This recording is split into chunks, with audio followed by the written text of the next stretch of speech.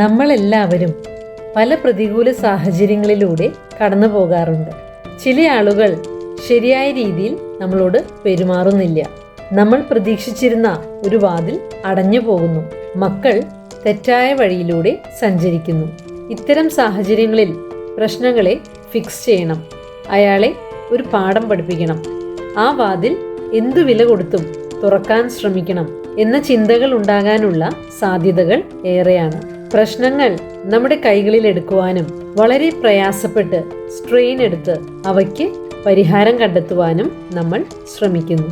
നമ്മളത് നല്ല ഉദ്ദേശത്തോടെയായിരിക്കും ചിലപ്പോൾ ഒരുപക്ഷെ ചെയ്യുന്നത്.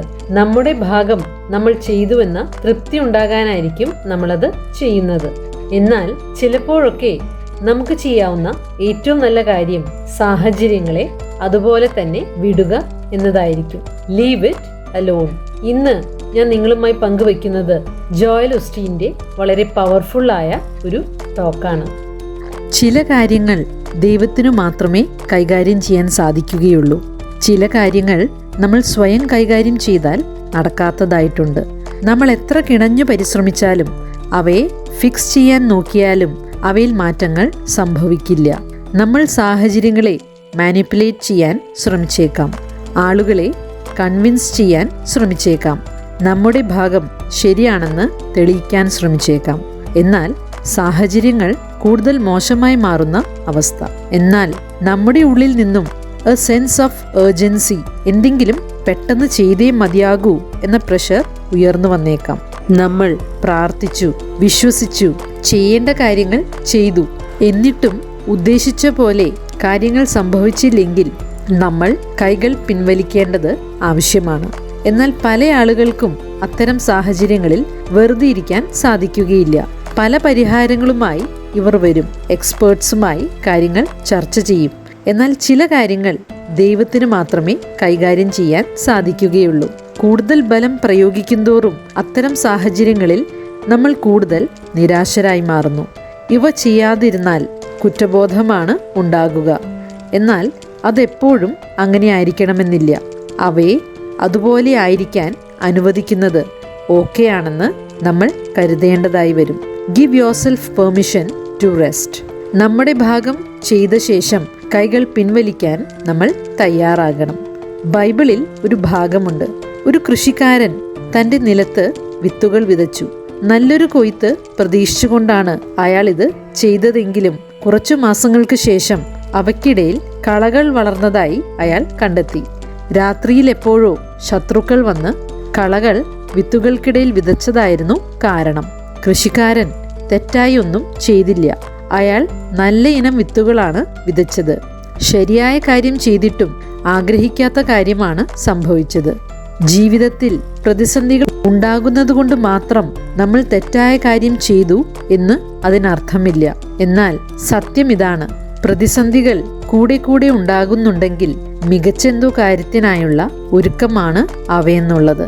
കളകൾ പ്രത്യക്ഷപ്പെടുമ്പോൾ നിരാശരാകരുത്. അവ തെളിവാണ് ഭാവിയിൽ വലിയ എന്തോ കാര്യം സംഭവിക്കാൻ പോകുന്നു എന്നുള്ളതിന്.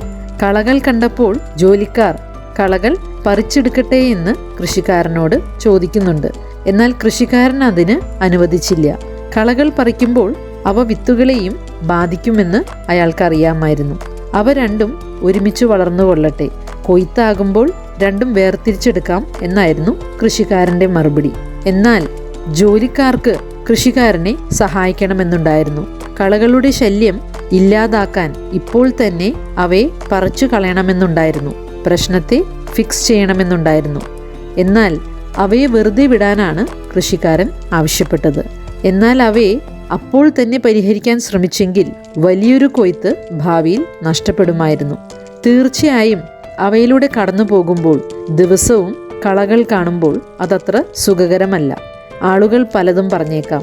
ഇയാൾ മടിയനാണ്, നല്ല രീതിയിലല്ല മക്കളെ വളർത്തിയത്, പ്രവൃത്തിദോഷമാണ് എന്നെല്ലാം പറഞ്ഞേക്കാം.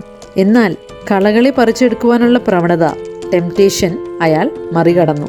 അവയെ വെറുതെ വിടണമെങ്കിൽ വിശ്വാസം ആവശ്യമാണ്. വലിയ വിശ്വാസം തന്നെ ആവശ്യമാണ്.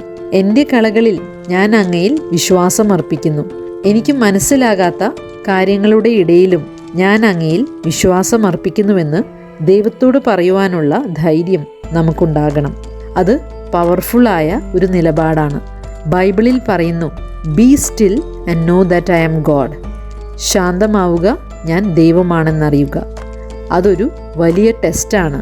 എന്നാൽ നമ്മൾ നമ്മുടെ വഴിയിലൂടെ കാര്യങ്ങൾ പരിഹരിക്കാൻ ശ്രമിച്ചാൽ, സാഹചര്യങ്ങളെ മാനിപ്പുലേറ്റ് ചെയ്തും ഫോഴ്സ്ഫുള്ളായി കാര്യങ്ങൾ ചെയ്തും മറ്റുള്ളവരെ കൺവിൻസ് ചെയ്തും മറ്റും നമ്മുടെ രീതിയിൽ പരിഹാരം കണ്ടെത്തിയാലും അവ നമുക്കായി ദൈവം തീരുമാനിച്ച ഔട്ട്കമ്മിനേക്കാളും വളരെ ചെറുതായിരിക്കും. ശരിയായ സമയത്ത് റൈറ്റ് ടൈമിൽ കാര്യങ്ങൾക്ക് മാറ്റം സംഭവിക്കുമെന്ന തിരിച്ചറിവ് നമുക്കുണ്ടാകണം.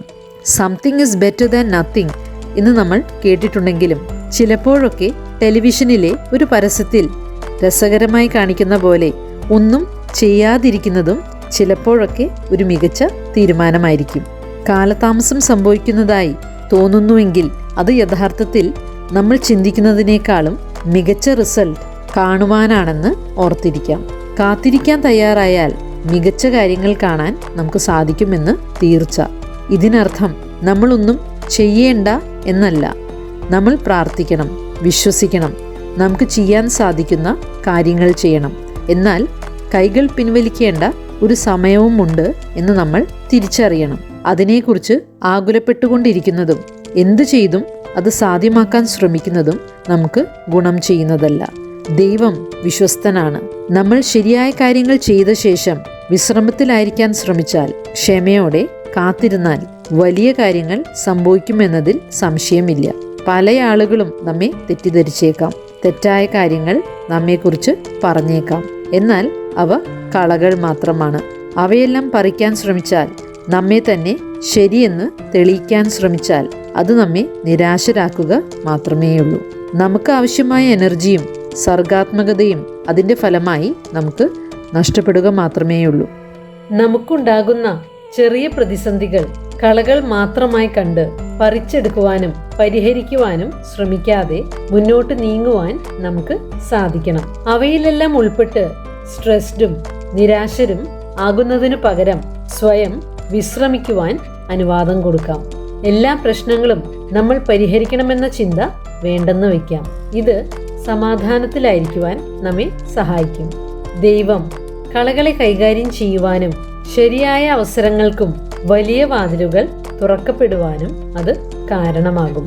കൊയ്ത്തിന് സമയമാകുമ്പോൾ മറ്റൊരു ശക്തിക്കും അത് തടയാനാവുകയില്ല.